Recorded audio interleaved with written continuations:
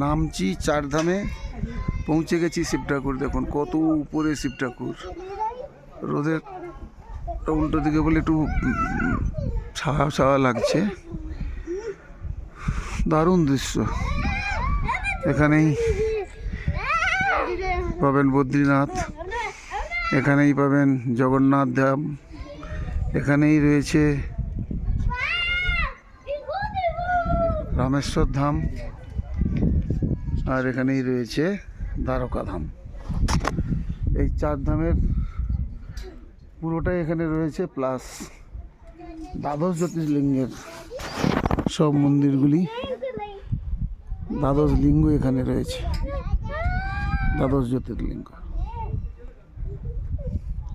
সন্ধ্যেবেলায় সব লাইটিং হয়। দেখুন কত সুন্দর জায়গা। এই মন্দিরের উপর থেকে ব্যাক ভিউ দেখাচ্ছি। এটা সত্যেশ্বর ধাম বা চার ধাম বলা হয়, নামচিতে অবস্থিত। ভিতরে টিকিট নেয় 50 টাকা করে ওঠার জন্য। মনোরম পরিবেশ, প্রকৃতির বুকে মনোরম পরিবেশ। মন্দিরের ভিতরে ছবি তোলা বারণ, তার বাইরের দৃশ্য দেখাচ্ছি। বাইরের ছবি তুলছি, দেখুন কত মনোরম পরিবেশ। এই সত্যেশ্বর ধাম, এটাকে চার ধাম বলা হচ্ছে। ভারতের যেখানে যত দেবদেবী রয়েছে তার মধ্যে চার ধামকে বলে শ্রীকৃষ্ণের যে 4টি জায়গা সেটা দেখানো হচ্ছে এখানে। সেই সঙ্গে শিবের যে দ্বাদশ জ্যোতির্লিঙ্গের যতগুলো মূর্তি এখানে সবই পাবেন।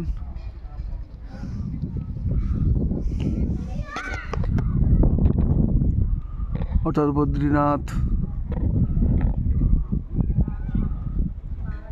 এখানে রয়েছে, কেদারনাথের মূর্তি জ্যোতির্লিঙ্গ রয়েছে। বদ্রীনাথ শিব নয়, বদ্রীনাথ হচ্ছে নারায়ণ।